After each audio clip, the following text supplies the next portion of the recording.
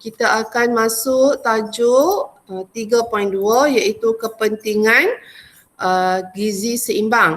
Kalau buku teks kamu adalah pada muka surat. Sekejap. Okey, besar sangat. Okey, buku teks kamu adalah pada muka surat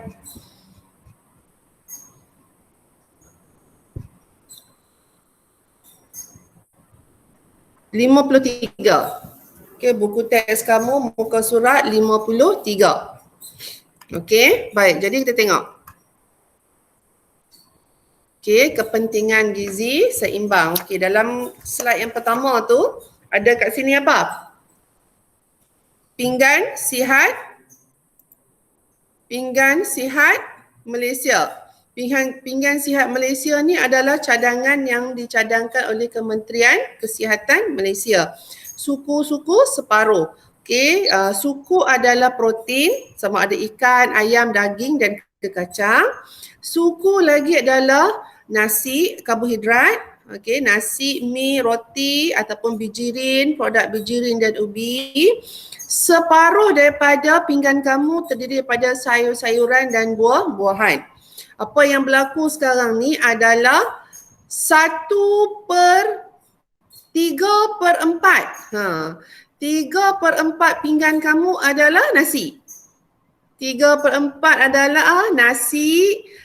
Kemudian 1/4 adalah lauk. Lauk tu tengoklah ayam lah, daging lah, ketam lah, udang lah, bercampur-campur jenis-jenis daging.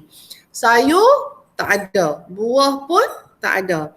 Kalau ada pun sayur portionnya sangat sedikit. Buah tak ada langsung. Okey, baik. Buah bukan mesti buah pisang ni, contohlah buah. Okey. Baik, so untuk gizi yang seimbang, pemakanan yang baik, kita amalkan suku-suku separuh. Okey, baik, kita tengok. Apakah objektif kita hari ini? Objektif pembelajaran pada hari ini adalah kamu akan dapat menghuraikan dan berkomunikasi mengenai gizi seimbang, menganggar kalori makanan yang diambil dalam setiap hidangan dan merancang satu gizi seimbang. Okey, yang ni nanti ada tugasan, kamu kena hantar minggu depan. Jadi kena dengar betul-betul. Okey, apakah yang dimaksudkan dengan gizi seimbang?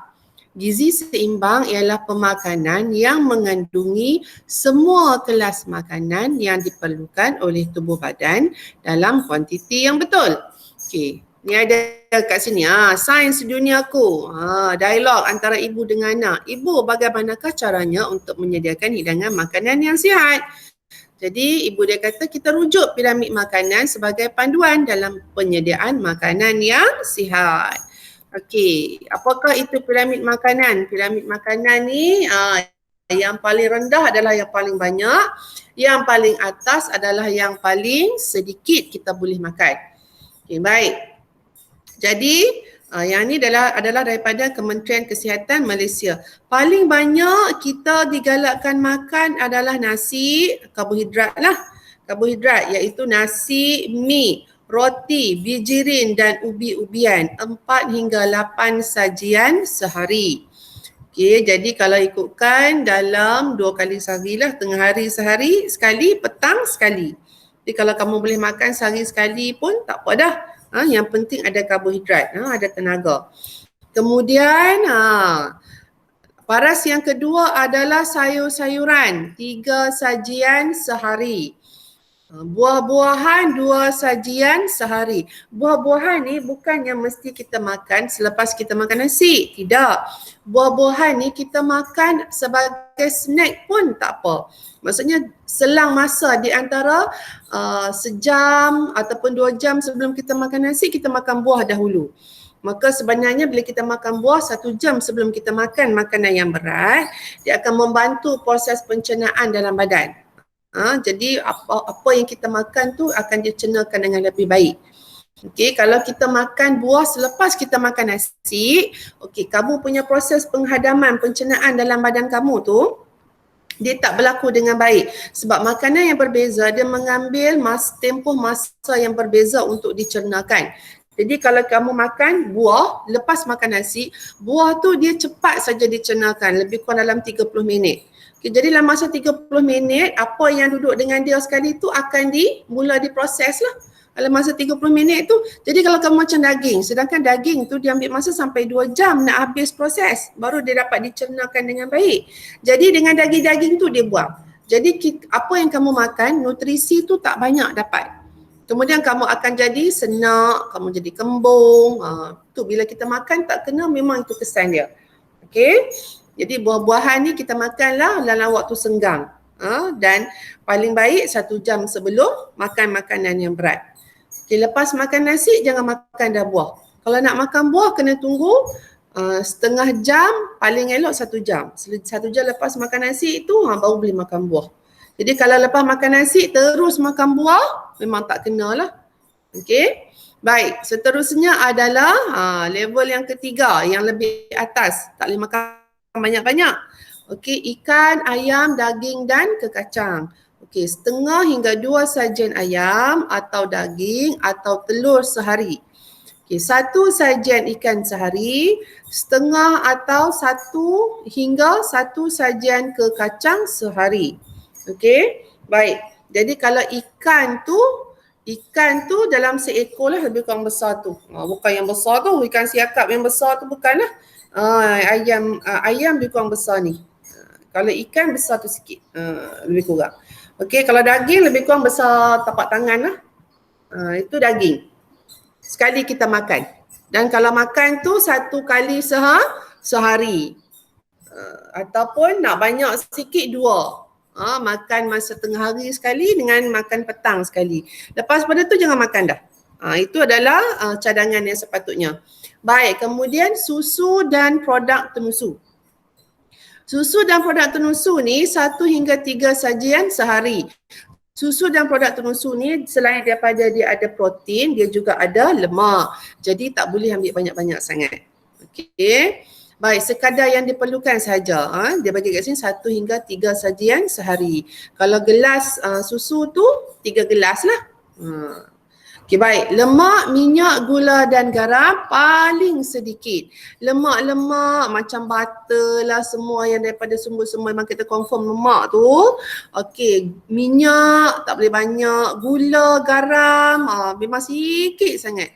Macam saya kalau masak saya memang jarang sangat guna gula. Saya masak tak guna gula. Saya guna garam saja. Tu pun kalau perlu. Garam pun tak banyak. Garam dengan gula, garam yang paling kerap beli. Gula beli setahun tak habis-habis. Walaupun 1 kilo. 1 kilo setahun pun tak habis gula. Sebab saya jarang masak guna gula. Garam tambah sikit je. Okey, kalau macam masak sup ke, masak tom yum ke, kan masukkan garam tak banyak, masukkan garam sedikit saja. Okey, gula dan garam yang banyak ni memang akan menjadi adalah punca penyakit di kalangan rakyat Malaysia. Gula lah paling dahsyat sekali. Okey, baik. Itu adalah piramid makanan. Okey, baik, kita tengok. Kita dah ada piramid makanan. Kemudian kita nak tengok faktor-faktor yang mempengaruhi keperluan kalori. Okey, tadi kan nak sediakan makanan yang sihat. Kita dah ada piramid dia, panduan dia, apa yang perlu banyak, apa yang perlu sedikit. So karbohidrat duduk kat bawah sekali, maka karbohidrat ni, okey, karbohidrat ni adalah membekalkan tenaga yang paling banyak. Karbo paling banyak. Jadi kita tengok balik, tinggi karbohidrat, tinggi kalori. Okey, selain pada tu semua makanan tu dia menghasilkan tenaga lah. Tenaga tu dalam bentuk kalori. Baik, kita kira dalam bentuk kalori. Tenaga tu unit dia joule. Tenaga unit dia joule, tapi kita kira kalori. Okey, baik.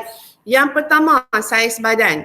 Orang yang saiz badan yang besar, okey, dia perlu mengambil kuantiti makanan lebih banyak kerana mereka memerlukan lebih banyak tenaga. Badan dia besar, dia perlukan lebih banyak tenaga nak bawa badan dia banding orang yang kecil. Okey, sebab tu kanak-kanak dengan orang dewasa, kanak-kanak makan sikit, orang dewasa makan banyak. Okey. Baik, kemudian yang kedua dari segi umur.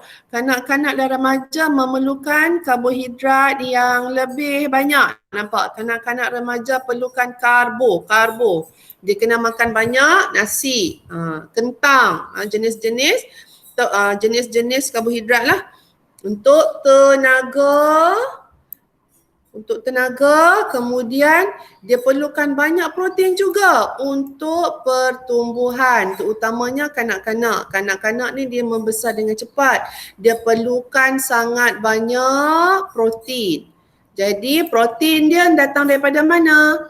Datang daripada susu. Daripada susu. Sebab tu kanak-kanak bayi ni dia banyak minum susu. Dia perlu minum susu. Dia banyak minum susu, dia lebih besar. Sebab susu ni banyak protein. Bila dia makin besar, 2 tahun, 3 tahun, 4 tahun, masa tu dia makan protein daripada sumber ayam, daging, ikan, sayur. Dia makan dengan banyak untuk pertumbuhan. Kerana mereka sedang membesar dan lebih aktif berbanding orang dewasa. Jadi untuk kanak-kanak dan remaja dia perlukan karbohidrat dan protein dengan lebih banyak. Okey, baik. Pekerjaan. Dari segi pekerjaan, petani, buruh dan nelayan memerlukan lebih banyak tenaga kerana mereka melakukan kerja berat. Oleh itu, keperluan gizi mereka adalah lebih tinggi berbanding dengan orang yang bekerja di pejabat. Orang yang kerja kat pejabat ni duduk dalam aircon sejuk, peluh pun tak keluar, jalan sikit-sikit saja. Jadi dia tak perlukan tenaga yang banyak. Jadi dia makan pun tak perlu banyak, dia makan sikit je. Contohnya kalau dalam sepinggan makanan dia tu, dia cuma perlukan 1 sendok nasi, 1 ketul ikan ataupun ayam ataupun daging, lepas tu sayur 1 sendok. Kemudian dia perlukan buah, cukuplah. Sebab dia tak guna banyak tenaga, dia pusing-pusing dalam pejabat saja. Tapi kalau orang yang kerja berat, kontraktor apa semua ni, bertani semua, mereka perlukan makan karbohidrat dengan lebih banyak. Biasanya makan nasi lah. Nasi, makan pulut, macam tu. Okey, sebab dia perlukan tenaga. Jadi tenaga tu banyak datang daripada karbohidrat. Baik, itu dari segi pekerjaan. Yang keempat dari segi jantina, lelaki dengan perempuan. Okay, lelaki lebih berotot dan melakukan aktiviti yang lebih berat. Oleh itu mereka memerlukan kuantiti makanan yang lebih banyak daripada perempuan. Perempuan makan sikit saja, tapi kenapa gemuk? Kenapa perempuan lebih gemuk bandingkan lelaki? Kenapa? Ada siapa nak cuba? Laki makan banyak tapi tak gemuk. Perempuan makan sikit tapi dia jadi gemuk. Kenapa? Tak tahu. Ya, sebab apa? Saya tak tahu cikgu. Tak tahu. Tak tahu. Kan kamu kan jaga makan, tak mau bagi gemuk. Tapi kenapa badan jadi berisi juga? Orang lelaki makan banyak ni, makan sampai 2 pinggan nasi tapi badan tak besar pun. Sebab apa? Cuba.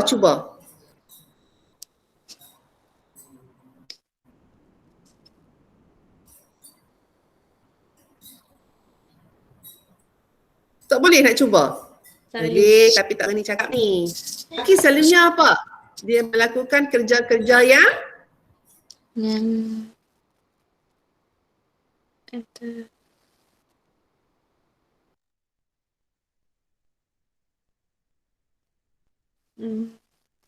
yang berat.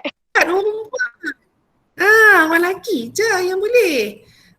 Sebab badan dia lebih berotot. Dia boleh buat kerja yang lebih berat.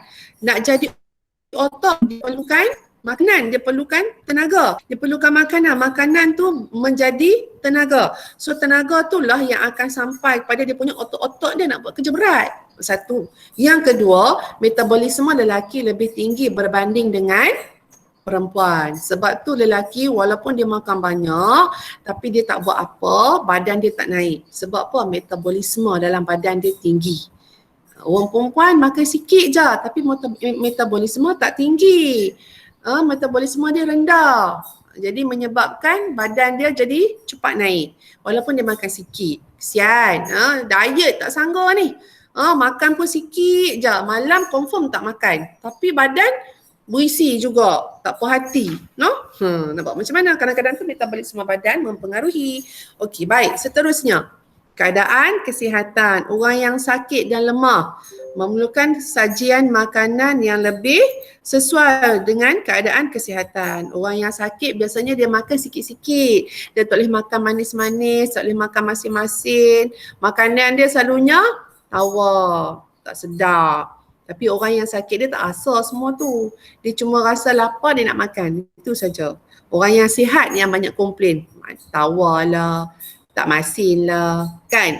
Tapi sebenarnya orang yang sakit ni, makanan yang dia terima tu adalah sesuai dengan keadaan kesihatan dia. Dia tak ada rasa manis sangat dan tak ada rasa masin sangat. Memang sesuai lah untuk kesihatan dia. Baik, orang yang sihat ni memanglah dia akan makan makanan yang normal lah. Okey, baik.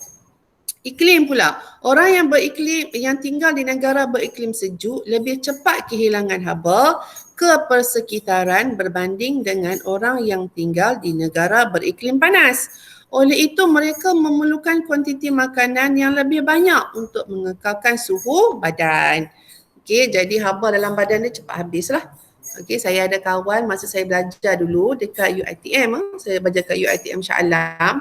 Ada rakan serumah saya tu kurus, kecil je, rendah je, comel. Dia dah tunang dah masa tu baru umur 21 ke umur 22 yang baru masuk housemate tu. Dia dah bertunang dah, tunang dia badan besar. Dia tu badan kecil. Nanti kami pun sembang-sembang tanya. Lepas tu dia tunjuklah gambar dia sebelum dia buat diploma rasanya. Dia buat diploma 3 tahun dekat England. Lepas SPM dia pergi sana, dia ambil diploma 3 tahun. Habis diploma dia balik, lepas tu dia sambung buat ijazah dekat Malaysia buat kat UiTM. Jadi dia kata jadi dia tunjuklah gambar dia memang badan dia besar. Memang tembun lah kan. Kami tengok, bezanya kata. Tiga kali gerak badan. Sebab memang nampak ketara kata badan dia kecil. Dia kata duduk dekat sana, dia kata yang pertama tak makan nasi. Nak makan nasi macam mana? Tak ada nasi. Okey, satu. Yang kedua, banyak berjalan. Dari satu tempat ke satu tempat, banyak berjalan. Sebab kita nak jimat duit. Duit kan mahal dekat England. RM4 kita baru satu pound depa. Mahalnya duit. RM4 baru sama dengan RM1 depa. Kena jimat lah. So banyak berjalan. Yang ketiga adalah cuaca sejuk. Bila cuaca sejuk, lemak-lemak yang ada dalam badan tu akan bertukar menjadi tenaga. So tenaga tu adalah perlu untuk memanaskan badan. Sebab kan cuaca sejuk, jadi lemak tu dia terbakar sendirilah. Sebab itulah lama-lama dia jadi kurus.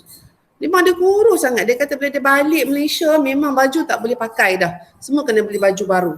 Dekat sana pun dia dah mula beli baju baru dah. Okey, baik, itu adalah iklim. Itu dia tulis kat situ, buku teks kamu ada tulis faktor-faktor yang mempengaruhi keperluan kalori. So ada 6 faktor. Baik, seterusnya nilai kalori makanan. Makanan mengandungi beberapa kelas asas iaitu karbohidrat, protein dan lemak. Ketiga-tiga kelas ini menghasilkan kuantiti tenaga yang berbeza apabila dibakar. Kita ada karbohidrat, protein dan lemak. Jumlah tenaga yang dibebaskan apabila 1 gram makanan dibakar dengan lengkap di dalam badan disebut sebagai nilai tenaga. Okey, baik, dia bagi kat sini 37 gram lemak adalah bersamaan 9 kilokalori. Macam tu. Okey, baik. Sorry. Ya betul-betul. Okey, nilai tenaga dia.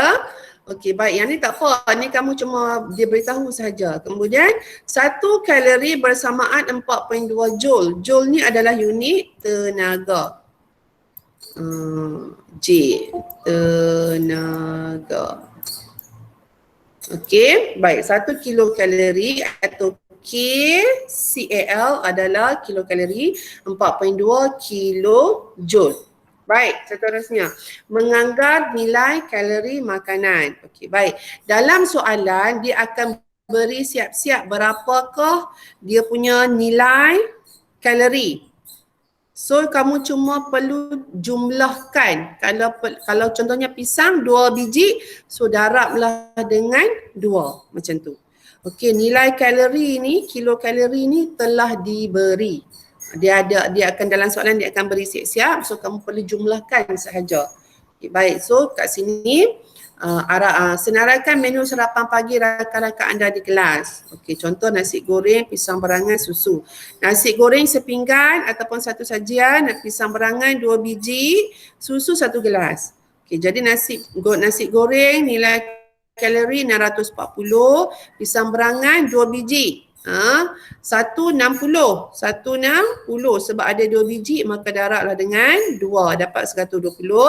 Susu 1 gelas 250 ml adalah 130 kilokalori. Jadi kita jumlahkan semua 890 kilokalori. Nilai kilokalori ni diberi, jangan bimbang, dalam soalan diberi. Okey, baik. Daripada situ tentukan sarapan siapakah mempunyai nilai kalori paling tinggi dan rendah. Okey, sekarang ni kamu tak buatlah. Ni dia bagi contoh, kamu tengok balik saja. Nanti kamu kena buat nota. Baik. Jadi bagaimana pengetahuan tentang nilai kalori makanan dalam membantu dalam pemilihan makanan anda? Okey, kita buat aktiviti 3.3. Okey, jadi sekali lagi kamu kena buatlah. Yang ni dalam buku nota, bukan buku latihan tau. Dalam buku nota saja. Okey. Jadi salin balik, kemudian maklumat pemakanan ni kamu boleh tampal. Okey, lengkapkan nilai kalori makanan yang terdapat pada pembungkus makanan tersebut dalam jadual seperti berikut. Okey, kita tengok kat sini, per hidangan 43 gram, per 100 gram. Ini adalah per 100 gram berapakah yang ada. Saiz hidangan adalah 43 gram. Okey, satu hidangan saiz dia 43 gram.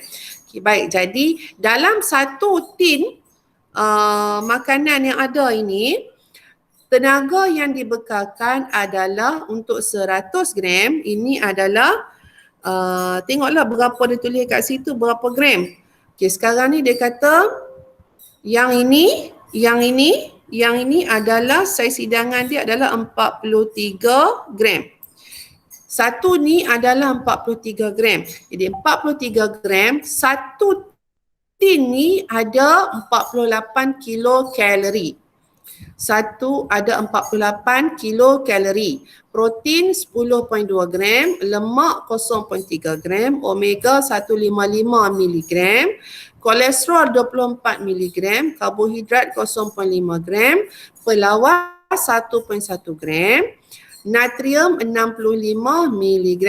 Okay, dia beritahu tu, tanpa tambahan MSG atau pengawet. So dia kata makanan ni makanan yang lebih sihat lah. Okey, baik, kita tengok balik. Okey, sekarang dia tanya per 100 gram. Maksudnya kalaulah satu bekas ni 43 gram, kalau dua bekas maksudnya nak dekat 100 gram lah kan. Maksudnya lebih kurang macam tu lah. Okay, so sekarang ni untuk 100 gram, kalau makanan ni 100 gram, dalam 100 gram akan mengandungi 111 kilokalori. Okay, protein 23.8 kalori. So kamu tulis balik dekat sini untuk setiap 100 gram sebab dia minta 100 gram. Dia minta 100 gram. Macam tu. Okey, baik. So yang ni saya tak tahu berapa gram yang ada dalam ni. Sebab dia cuma bagi macam ni je. Biasanya dekat botol makanan kita akan nampak dia tulis berapa gram ataupun berapa mililiter. Contohnya macam air dia tulis dekat sini 250 mililiter. 250. So kita tahu air ni adalah kandungan dia 250 mililiter. Okey. Kemudian maklumat pemakanan dia, khasiat dia adalah dalam ni dia ada tulis kat sini. Ni kalau botol air mineral sekolah arau kamu ni lah. Okey, dia tulis kat situ. Kalsium ada 68.9 miligram per liter. Ada magnesium, natrium, kalium ataupun potasium, ada silika, klorida, jumlah pepejar terlarut, semua pH dia 6.82. Dia ada maklumat pemakanan dekat sini. Lepas tu dia beritahu berapa gram. Macam yang ni saya tak tahu, yang ni ada berapa gram. Dekat tin tu baru kita tahu berapa gram. Okay, so sekarang ni dia beritahu, dia tanya untuk 100 gram. So 100 gram, semua yang dekat 100 gram ni, semua ni duduk kat sini. Okay, nilai kalori kilojoule ni, saya pun tak tahu nak ambil kat mana. Kalau kamu rajin, kamu cari dekat internet. Tapi saya tak minta lah, benda ni saya tak minta. Yang ni saya tak minta. Saya tak minta yang ni. Okay, kamu cuma isi yang pertama je, yang kedua kamu tak payah isi. Okay, sebab yang ni kena buka internet ni, so lambat. Ini untuk nota biasa saja. Okay, yang penting kamu boleh isi yang pertama. Okay, dalam buku teks kamu muka surat 56. Okay, ada soalan? Tak ada Faham cikgu. ke? Faham ke? Faham nak? Arahan? Kamu buat yang 100 gram sahaja. Okey, baik. Seterusnya. Yang ni yang kamu tugasan kamu kena hantar hari Isnin minggu depan. Okey, merancang gizi seimbang. Allah, tak perasan. Okey, faktor-faktor seperti saiz badan, umur, pekerjaan jantina, keadaan kesihatan dan iklim mempengaruhi keperluan kalori dan nutrien seseorang. Jadi, ditanya mengapakah perancangan gizi seimbang penting supaya kita kekal cergas dan sihat. Okey, aktiviti 34 ni adalah tugasan individu. Dalam buku teks kamu dia tugasan berkumpulan, tapi sebab kamu duduk di rumah, jadi kita buat sebagai tugasan individu. Okey, setiap individu dikehendaki menyediakan menu sarapan, makan tengah hari dan makan malam. Okey, kamu kena catat ni. Nanti kamu duk tanya-tanya saya lagi sekali pula. Kamu kena buat menu sarapan, tengah hari dan makan malam. Maksud makan 3 kali sehari untuk salah satu individu berikut. Ada 4 individu, pilih satu. Sama ada A, lelaki yang bekerja sebagai pegawai bank, atau B, lelaki yang bekerja sebagai buruh binaan, atau C, seorang wanita yang hamil, ataupun D, seorang murid yang aktif bersukan. Okey, baik. Jadi kalau murid aktif bersukan, dia perlu lebih apa? Lebih karbohidrat sebab dia perlukan tenaga. Ataupun apa? Karbohidrat dan protein. Kalau perempuan hamil, dia perlu banyak apa? Vitamin dan mineral. Dia perlu protein, vitamin, mineral. Wanita yang hamil sebab dia ada bayi dalam perut dia. Dia ada fetus dalam perut dia. Dia nak kena sara lagi seorang dalam perut. Okey, yang dalam perut tu yang nak membesar, nak membentuk tulang, nak membentuk gigi, nak membentuk saraf-saraf, nak membentuk daging. Jadi dia perlu banyak makan dengan banyak dan dia kandungan makanan dia tu perlu lebih protein, kalsium, mineral dan vitamin. Kalsium tu duduk dalam mineral lah. Kalsium duduk dalam mineral. So dia perlu lebihkan mineral, protein, mineral dan kalsium. Dalam mineral ada kategori dia, dalam vitamin pun ada kategori dia. Yang tu kamu kena cari. Okey, ataupun kamu nak buat B, lelaki yang bekerja sebagai buruh binaan. Buruh binaan dia perlu makan banyak karbohidrat. Okey, perlu makan banyak karbohidrat. So makan malam perlu banyak karbohidrat tak? Tak perlu sebab dia bekerja pada waktu siang. Siang dia kena makan banyak karbohidrat. Kamu kena buat menu untuk tiga kali makan tau. Okey, kemudian ataupun A, lelaki yang bekerja sebagai pegawai bank. Okey. Pilih antara 4, pilih 1. Tentukan kuantiti makanan yang perlu diambil bagi setiap menu. Kamu kena kira. Saya bagi lampiran untuk bantu kamu kira, yang lain kamu kena cari kat internet. Jumlahkan nilai kalori yang diambil untuk satu hari. Satu hari dia makan berapa kilo kalori. Kamu kena cari dekat internet, kalau dia bekerja sebagai buruh, berapa jumlah tenaga yang diperlukan. Dia ada kat situ, berapa ribu kalori. 20,000 ke, 18,000 ke. Kamu kena cari kat internet. Berapa tenaga, apa kilo kalori yang dia perlukan. Daripada situ kamu rancang apa makanan yang dia boleh makan. Okey. Kemudian kamu kena jumlahkan nilai kalori. untuk satu hari tu dan hasilkan menu yang telah dirancang. Buat satu menu. Menu pagi, tengah hari dan malam. Jumlah kalori untuk pagi berapa? Jumlah kalori untuk tengah hari berapa? Jumlah kalori untuk malam pula berapa? Okey. Kemudian kamu hantar menu kamu tu atas sehelai kertas. Sehelai kertas je, tak perlu banyak. Dalam sehelai kertas, kamu kena nyatakan kamu pilih individu apa, berapa kalori makanan yang diperlukan, kemudian menu dia untuk 3 kali makan dan jumlah kalori untuk setiap kali dia makan. Jumlah kalori yang dia makan tu mesti lebih kurang sama dengan jumlah yang sebenar yang kamu dah cari tu. Kalau satu hari dia makan 20,000 kalori, 20,000 kilokalori, so jumlah semua tu adalah lebih kurang 20,000 kilokalori. Okey, baik. So kamu hantar minggu depan hari Isnin. Okey, saya akan sediakan satu file, masukkan tugasan kamu dalam file tu. Faham? Tulis nama dan tingkatan. Okey, baik. So kamu ada banyak hari lah sebab kamu nak hantar hari Isnin. Okey, baik. Kepentingan mengekalkan kesihatan. Okey, menurut hasil kajian tinjauan kesihatan dan morbiditi kebangsaan 2016, peratus rakyat Malaysia yang mempunyai penyakit kencing manis 17.5%, tekanan darah tinggi 30%, paras kolesterol tinggi 47%. Maksudnya apa? Makanan banyak, lemak. Sebab tu kolesterol semua tinggi. Okey, kolesterol tinggi ni yang menyebabkan stroke lah, darah tinggi lah. Tu kolesterol lah bahaya. Obesiti 17%, berat badan berlebihan 40%. Masalah ini menunjukkan diet dan gaya hidup rakyat Malaysia yang tidak sihat. Aktiviti untuk mewujudkan kesedaran tentang gizi seimbang seharusnya dijalankan dengan lebih giat dari peringkat sekolah lagi. Okay, jadi apa yang kita perlu buat adalah kita kena amalkan gaya hidup yang sihat. Seperti pemakanan yang rendah kandungan gula, garam, minyak dan lemak. Kita kena kurangkan. Okay, kita harus melakukan senaman.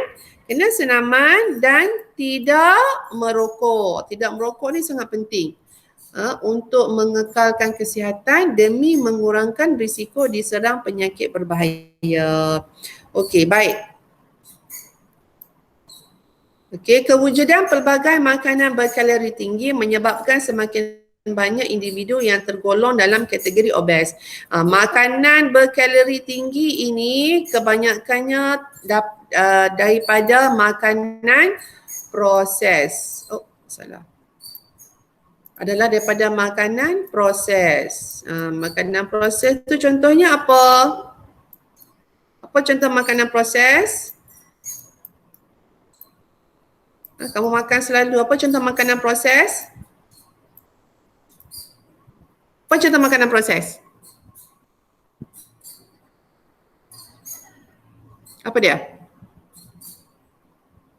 Tak tahu, untuk makan selalu. Contoh makanan proses adalah daging burger, daging ayam. Ayam burger tu, kan? Lagi apa? Sausage, lagi chicken ball, fish cake, crab meat, apa bagai semua tu, yang itu tu adalah makanan proses. Dia berkalori tinggi dan dia banyak pengawet, gula, garam, semua tu dia ada banyak. Okey. Menyebabkan semakin banyak individu yang tergolong dalam kategori obes. Satu lagi adalah makanan rapuh. Makanan rapuh ni apa? Jajan-jajan tu lah. Kan? Popok-popok yang kamu nak makan tu, dia tinggi sodium. Dia tinggi sodium. Sodium tu adalah garam proses.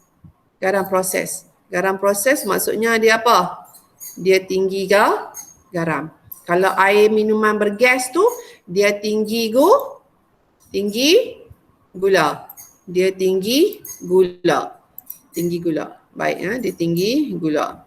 Okey. Baik, masalah obesiti bukan sahaja memberi kesan negatif dari segi penampilan, malah menjejaskan kesihatan tanpa mengira usia dan latar belakang. Baik, ini tugasan kamu. Ini tugasan kamu. Ini saya masukkan dalam PBD, pentaksiran bilik darjah. So semua wajib buat sebab ini adalah PBD kamu. Kamu kena buat. Okay, baik. So ni arahan dia. Yang tadilah yang saya beritahu tadi. So kamu hantar Isnin minggu depan atas sehelai, sekeping saja. Bukannya banyak helai, sekeping kertas sahaja. Tapi kamu kena buat kajian lah. Kena buka internet, kena cari berapakah jumlah kalori yang perlu ada. Berapa yang dia kena makan. Okey, untuk jenis-jenis dia. Okey, jadi kamu boleh, ini lampiran. Lampiran ni kamu jangan salin lah. Lampiran ni untuk kamu nak tengok. Yang nota sebelum tu, semua tu dalam buku teks. Yang nota atas ni, nota atas ni, semua nota ni adalah dalam buku teks kamu. Ini semua dalam buku teks kamu. Okey. Jadi yang ni kamu kena buat nota. Kamu kena buat nota. Tulisan kena salin. Gambar saja yang kamu boleh tampal. Gambar boleh tampal. Ni gambar. Ni boleh tampal. Potong dan tampal. Photostat ataupun print, potong dan tampal. Okey, yang ini gambar tampal. Okey, tulisan kena salin. Kamu kena tulis balik. Tulisan kena tulis. Gambar sahaja yang boleh tampal. Kena ingat. Saya tak mau duk print, duk photostat, tampal semua, saya tak terima. Nanti saya suruh kamu buat balik. Saya tak terima saya cuma terima gambar sahaja. Gambar sahaja yang boleh ditampal. Ni semua nota. Okey, ni semua adalah nota. Okey, baik. Yang ini tak apalah sebab yang ini adalah aktiviti, kamu boleh potong tampal. Yang ni pun sama. Yang ni pun sama, kamu boleh tampal. Tapi dia punya jadual ni kamu kena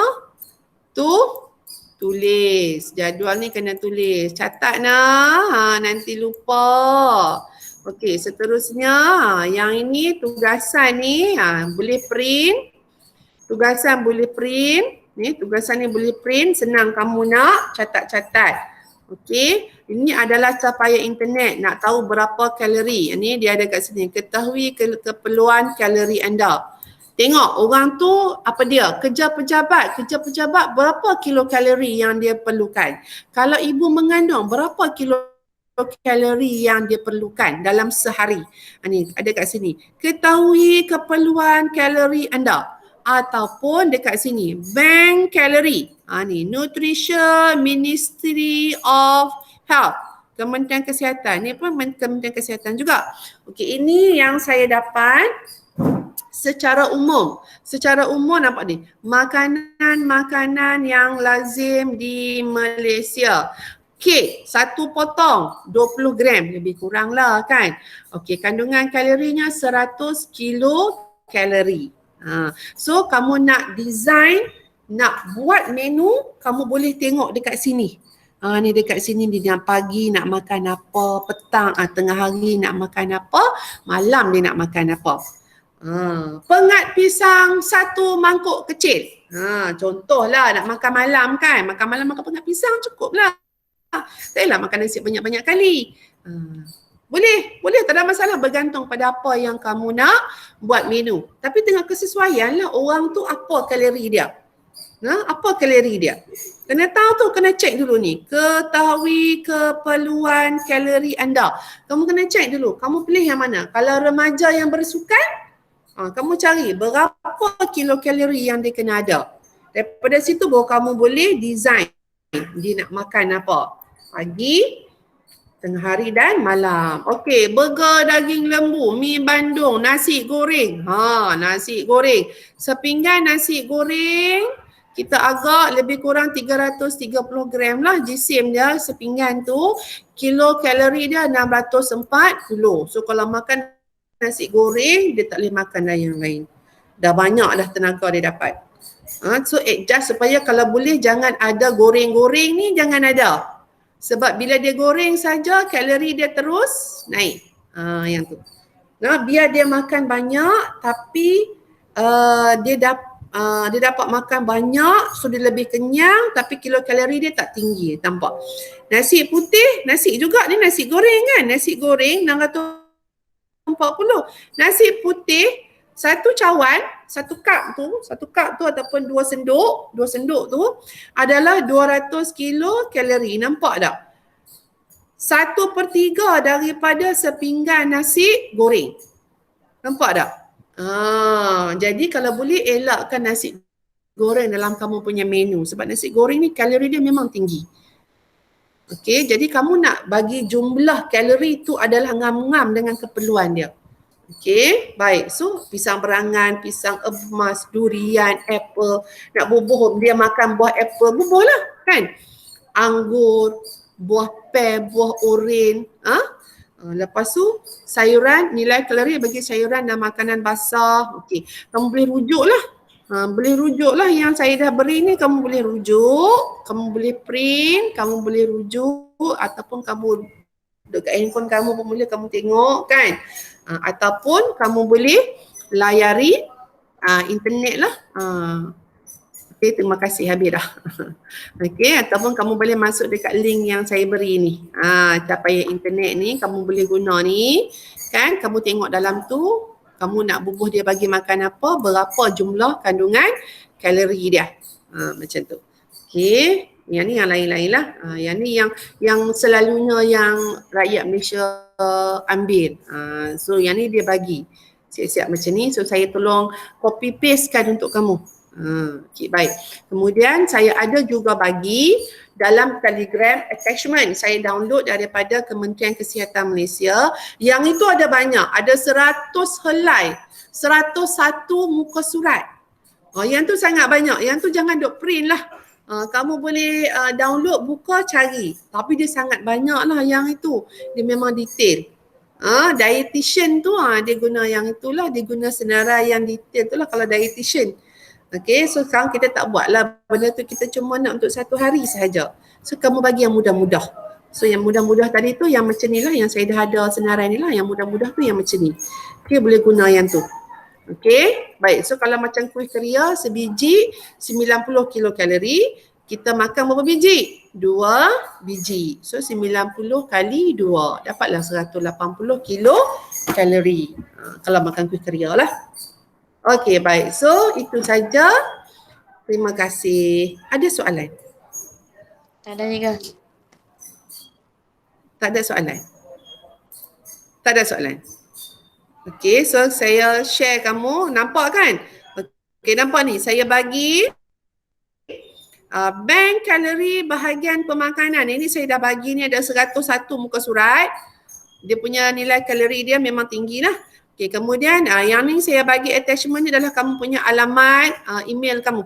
Alamat email kamu untuk MOE punya alamat. Password dia saya dah bagi, saya tulis semula, nanti saya hantar balik kat kamu. Okay, simpan guna yang tu. Okay, baik. So, buku teks kamu. So, latihan tu tak ada lah. Dalam buku latihan tak ada hari ni. Cuma kamu kena siapkan yang inilah. Yang ni, kamu kena siapkan yang ni. Yang ni, yang per 100 gram ni, yang per 100 gram ni. Yang ni. Okey, yang ni kamu kena siapkan ini, yang per 100 gram ni. Okey, nilai kalori ni tak payahlah, tinggal lah. Okey, ambil yang ini saja. Okey, tapi kalau kamu jumpa, isi ya, tak ada masalah. Kan saya bagi senarai tadi kan. Oh, ada. Kamu buang, bubuhlah, tak ada masalah. Macam tu. Okey, baik. Itu sahaja. So, saya cuma bagi tugasan untuk PBD. Yang ni sikit je. Yang ni transfer mai sini. Lepas tu latihan tak ada. Kemudian saya bagi tugasan lah. Yang tu saja. Okey. Baik. Okey. Ada soalan? Ada soalan? Tak ada soalan? Faham ke? Faham nak? Tugasan tu hari Isnin minggu depan sila hantar. Yang tu saya bagi markah untuk PBT. Okey. Habis ada soalan lah? Tak ada. Boleh ya? Okey, so itu saja saya declare pula dengan tiket tempat. Tak ada tak ada soalan Okey, so itu saja. Ya? Apa dia? Tak ada ah? Okey. So itu saja. Terima kasih. Pastikan kerja kamu buat.